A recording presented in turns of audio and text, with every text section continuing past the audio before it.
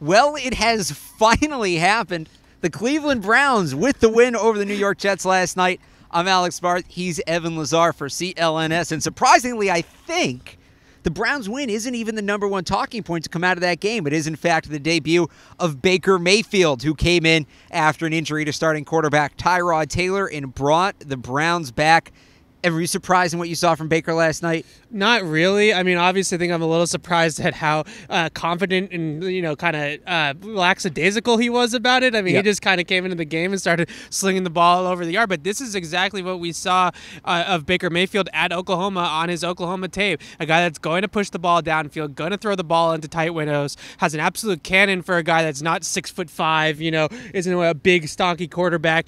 I think that a lot of these things are what made Baker Mayfield the #1 pick in the draft. And I think it's what took so long for the Browns to get a win, what took so long for Hugh Jackson to put Baker Mayfield in the game. What did take so long? Why did it take so long for him to get this opportunity? I think that Hugh Jackson was scared. I think that Hugh Jackson knew deep down that his success and his future as the Browns head coach is already on rocky waters, obviously, given the history of the last 2 years. Not winning. Right, but I think that he knew that if Baker Mayfield did not succeed right out of the gate, that his job was going to be on the line, because let's be honest, the future of the Browns franchise hinges now on Baker Mayfield's right arm. I mean, this is what it's all about for them right at this point. So I think that Hugh went with the veteran quarterback. He went with Tyrod Taylor, who we've seen a lot of, obviously, as Patriots reporters in the past, going and watching the Bills play the Pats. And I think that what we see with Tyrod is just a quarterback that misses too many open receivers. And David Carr on NFL Network last night had a great breakdown of this,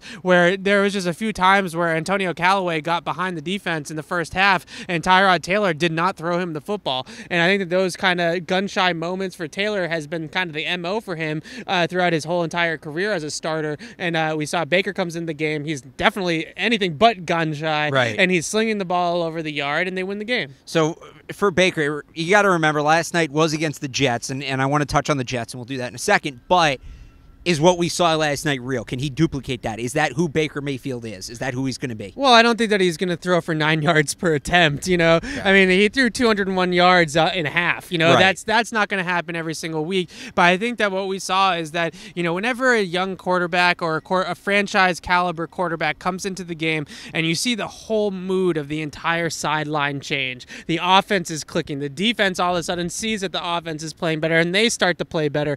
Everybody starts to play better. It's contagious. I think that Baker Mayfield is a guy that is contagious. His winning, his attitude, and his capabilities on the field are contagious for the rest of the team.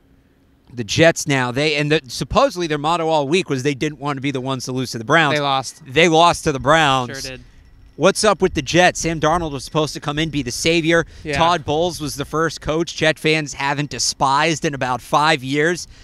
Was that just an off night, another case of a road team on a Thursday night having trouble, or is it going to be another year of just embarrassment for the Jets? Well, I think the Thursday night thing is a factor in this, and obviously I don't think that they thought that Baker Mayfield was going to play in this game, so that was a bit of a surprise for everybody. But in terms of Sam Darnold, I'm not too worried yet about Sam, because that's a really good Browns defense. That Browns defense has actually been playing very well throughout the entire season, and it was really the offense that was killing Cleveland over the last couple weeks. But Cleveland's defense has really been very, very good. They have a lot of talent on the defensive side of the ball. How about John Dorsey, right? The GM, last night you have Baker Mayfield, the #1 pick. You have Denzel Ward on the other side of the ball. You have his trade acquisition in Jarvis Landry going off in the game. A lot of things coming up John Dorsey over the last couple weeks, too. That defense looks like it's going to be a pretty solid top 10 NFL defense this year. It's just going to be a matter of, can they get enough out of the offensive side of the ball? So last night wasn't indicative of who the Jets are, you're saying? I think the Jets are